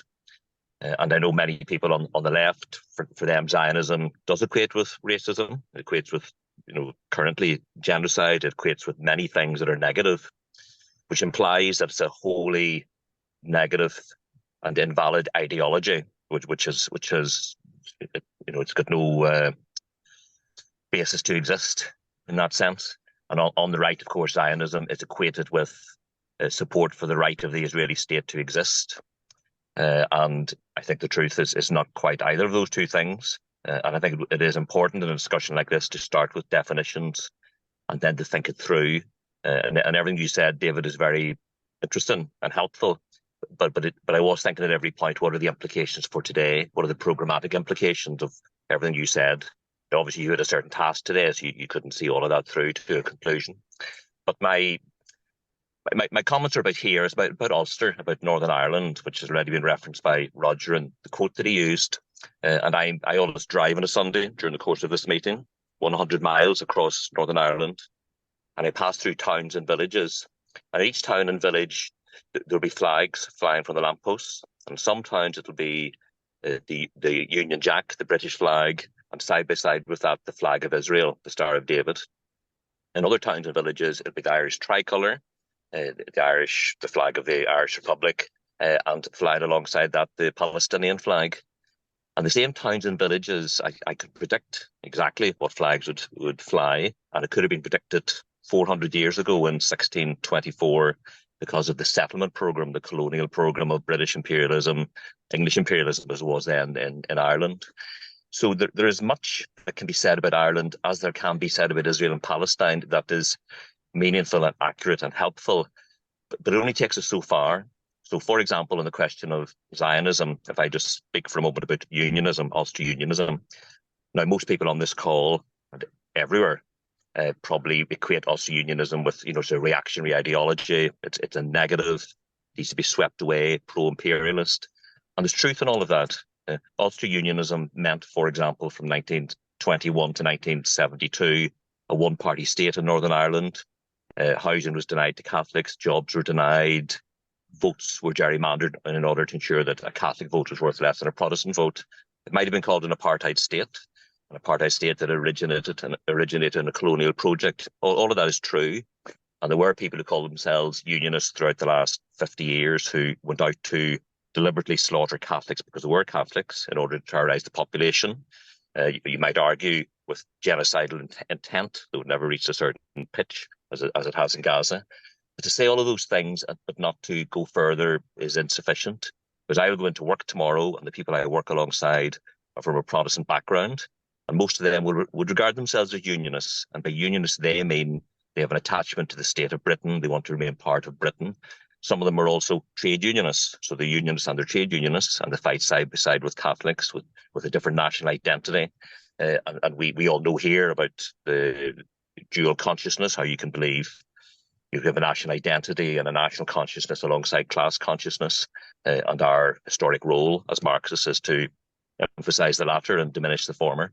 And I think about what's happened in Israel and Gaza a lot, as all comrades here do, and I think these things through a lot. And it does puzzle me just exactly what is Zionism? How can it be defined today in 2024? And I guess, David, is there any such thing as somebody in the world who can describe themselves as Zionists and not by definition be a racist or genocidal, and simply in a genuine way wants to see an Israeli state, a Jewish state, and does not have malign intent against Israeli Arabs? I could say a lot more about this, obviously, in a longer discussion, so it's maybe a little bit pushing the argument, and obviously it's not entirely balanced because of the lack of time. But thanks again, David, for the contribution, or for the lead-off. Thank you, Kieran. Our final two speakers are Jan from Sweden, followed by Dominic, and then David Rosenberg's summing up. So, Jan. Thank you. Can you hear me?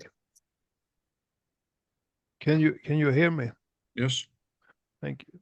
Well, I would like to thank David Rosenberg for his very interesting lead-off. I have one thing to say and one question. Well, I would like to underline that I am also very critical to the tendency amongst many who by every right participate in protests against the war crimes carried out by the Israeli Defense Forces and government today. The tendency to accept the slogan of "From the river to the sea, Palestine will be free."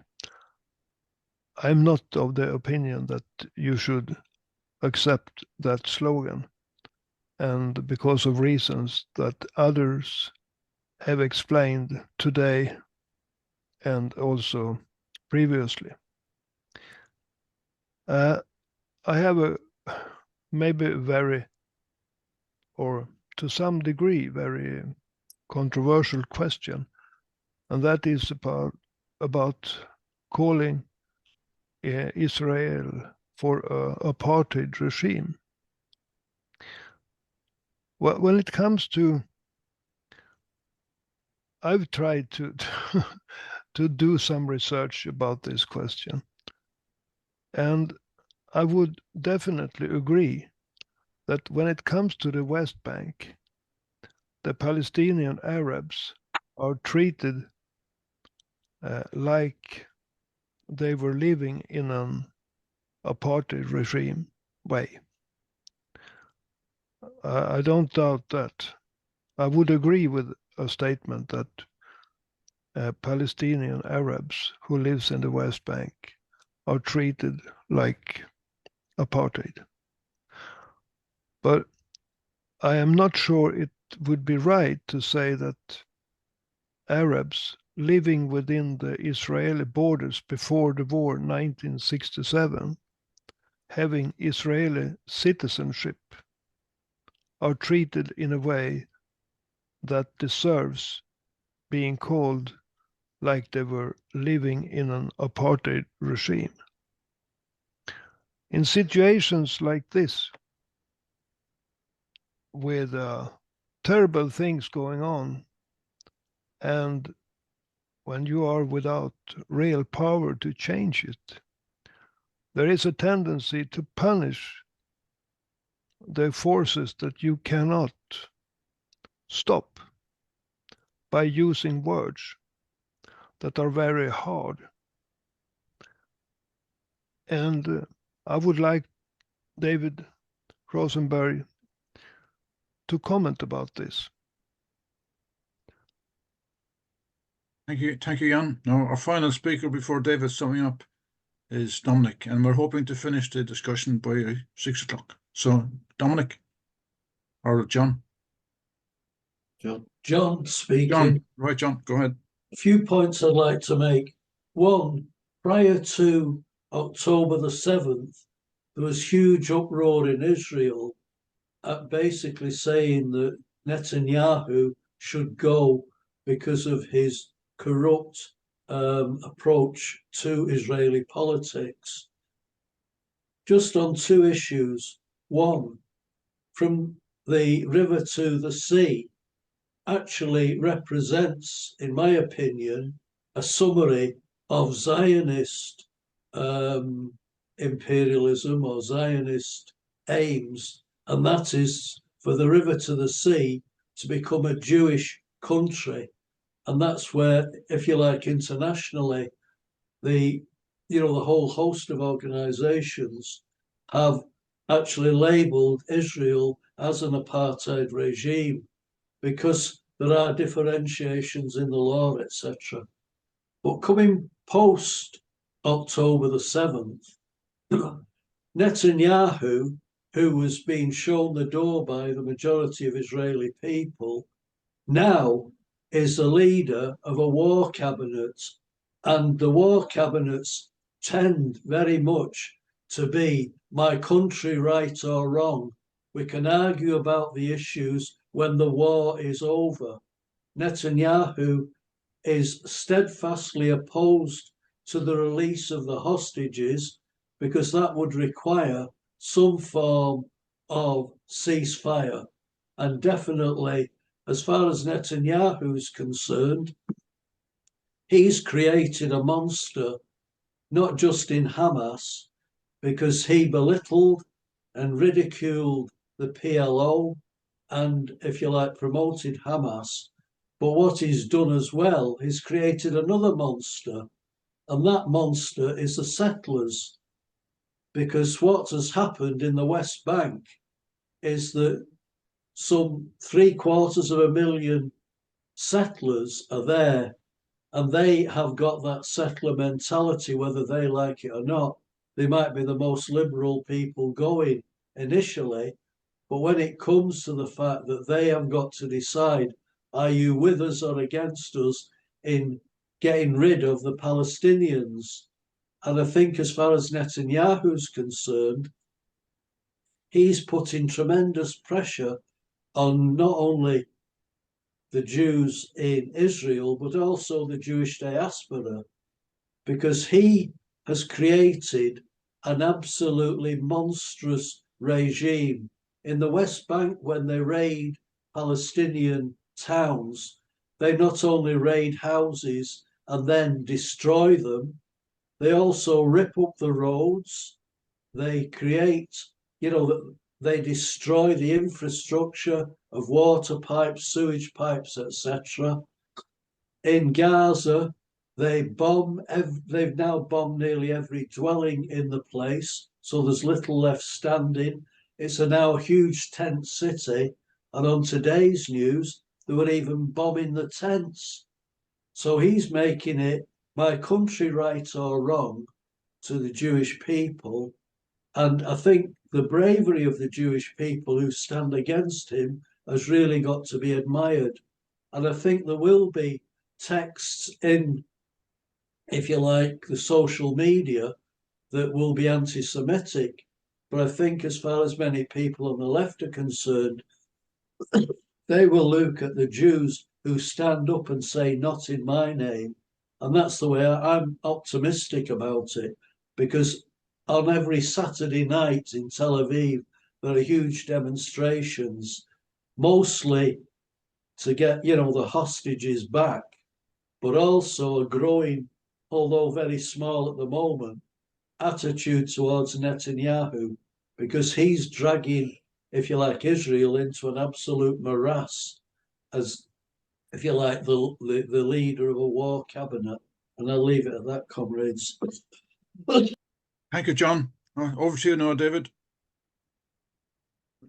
Thank you very much for those contributions. And my internet kept failing a few times, so I didn't only heard part of what Kieran asked and part of what Julia said, but I think I heard most of the others. I'm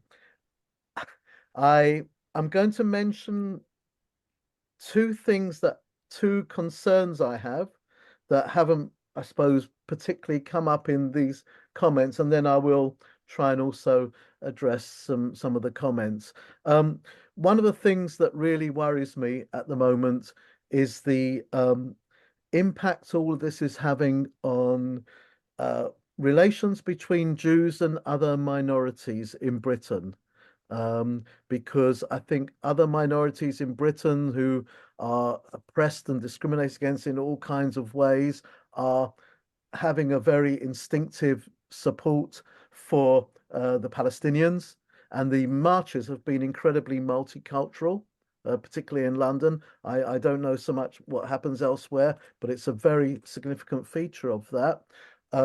That there's that multicultural solidarity for Palestine, and yet the self-defined leaders of the Jewish community seem determined to pull the Jewish community as far as possible to the furthest right positions and align themselves with the hard right in Britain, and that makes things very difficult. So we need to, but anti-Semitism is a real thing.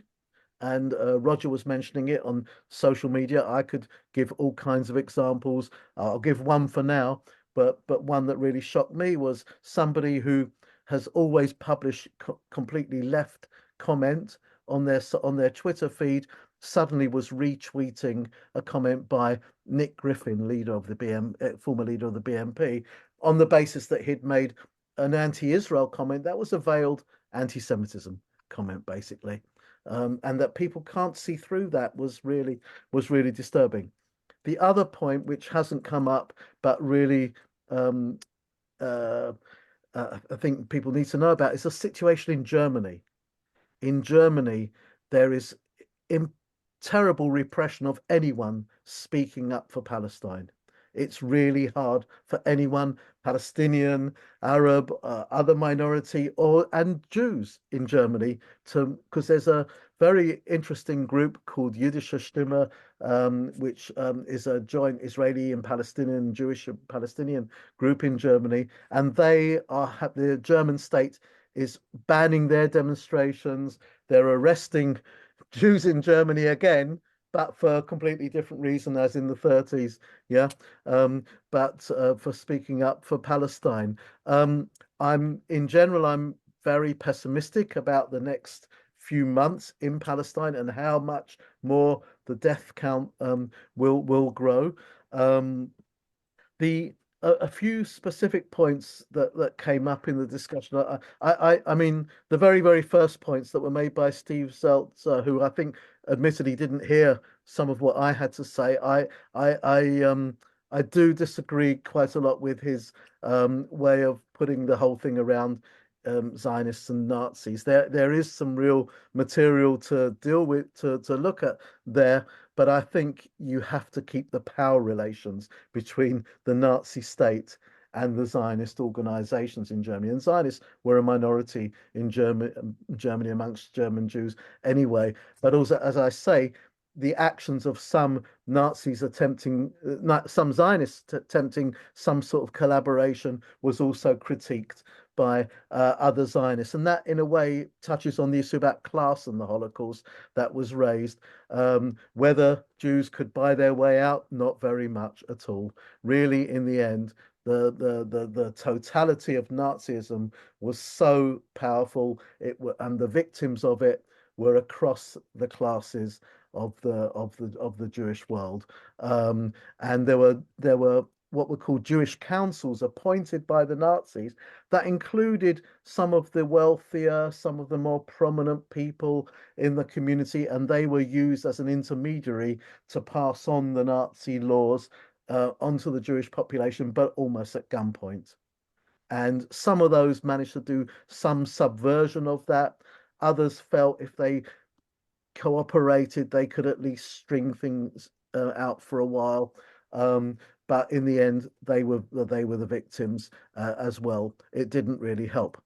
The point about the Jews within pre-67 Israel that was raised by the Swedish comrade. I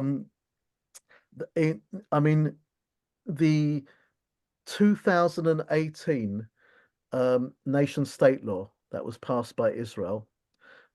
This is 5-6 years ago now. That codified a lot of existing discrimination that was already happening against those populations within Israel. It makes it very clear that only Jews are entitled to full self-determination within the area, within the land that is either in Israel or controlled by Israel. And that discrimination had been going on since 1948. And it's the legal groups, B'Tselem, who've been mentioned. They are the ones who are saying now there is a situation of Jewish supremacy being pursued. That is one system of oppression, whether it's in the occupied territories or whether it's in Israel proper. The issues that came up about trade unions, and which includes the stuff about the Histadrut. The Histadrut are not the only kids on the block, if you like. And there's a very interesting organization called Kavla Oved. I can send Roger some details about that. Maybe he can circulate it about them. But they are an independent organization who support marginalized workers. Those marginalized workers include Palestinians, include poorer Jewish Israelis, and include also migrant workers in Israel.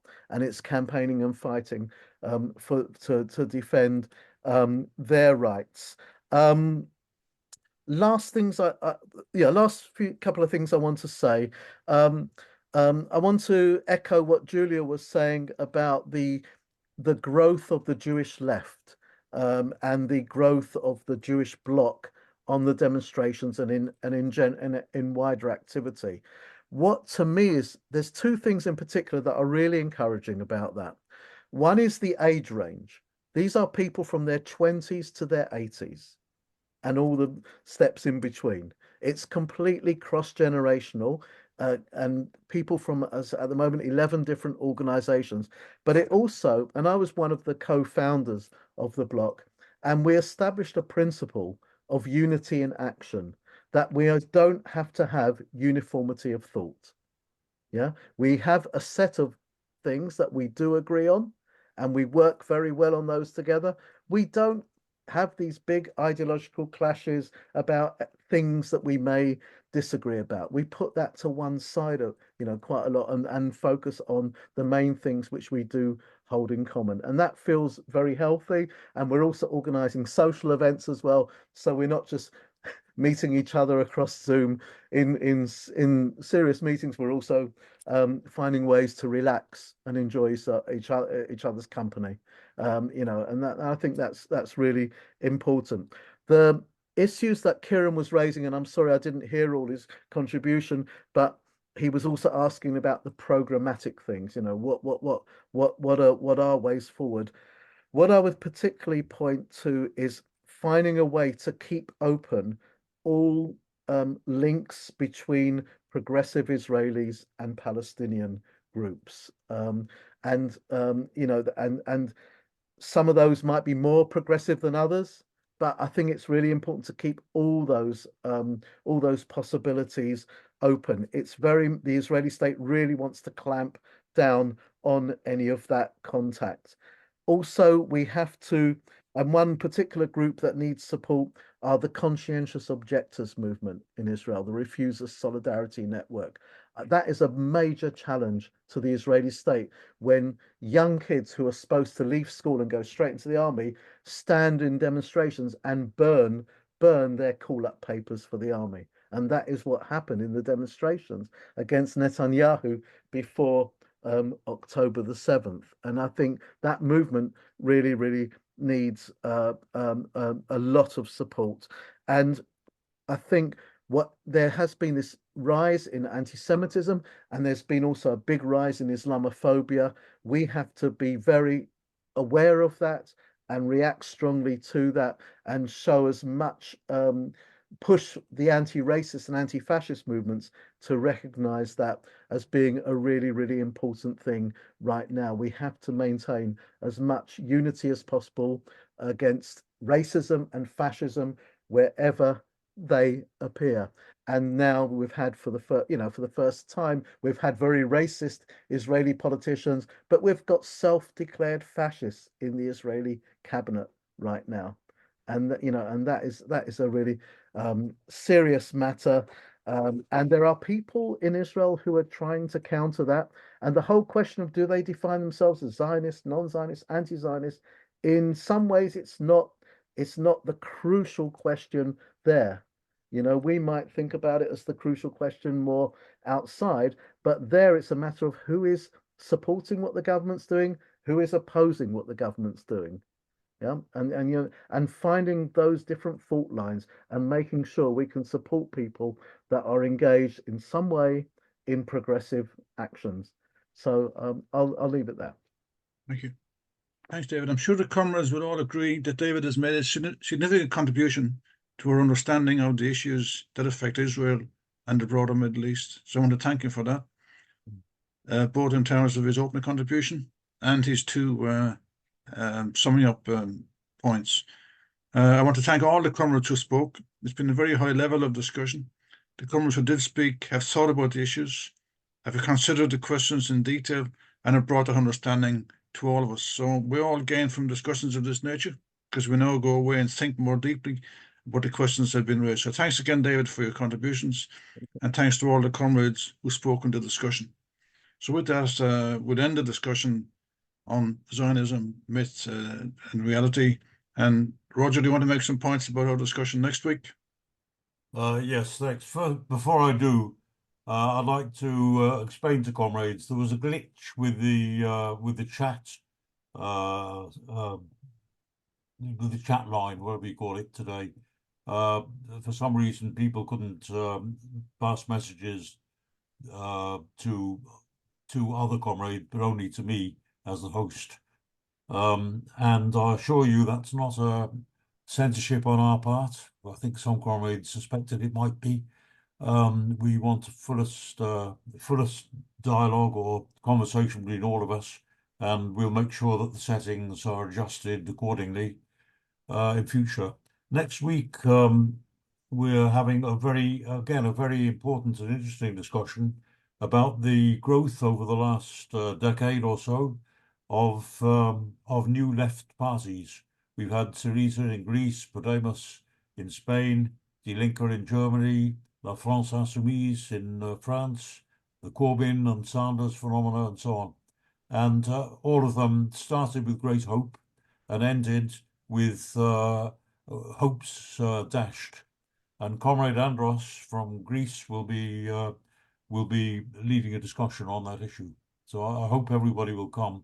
It's very good to see today comrades from all over the world, from India, from America, from South Africa, and all points in between. So I hope David and Julia, I hope you'll come, and other comrades from the Jewish Socialist Group. Please give us your emails. I'll put you on the email list so you'll get notices. We meet every Sunday at 4 o'clock London time. So thanks, comrades. Comrades, just one point. Roger maybe should have made the point that, look, we've had an international campaign to defend Comrade Marcia, who spoke out about conditions at Eagle Night Watch in Swakopmund in Namibia. And we now have something like 22 statements from trade unions, from individuals, from the labor movement generally, which have now gone to the minister there and to the employer directly. In the next few days, we will probably hear about whether she's been able to regain her position. She's been suspended, victimized for making statements against what the company has been doing. And we hope that this campaign and the action of comrades inside Namibia will achieve a reinstatement and a victory for the workers. Many thanks for those comrades who have made the contributions. It's so much appreciated. I'm out.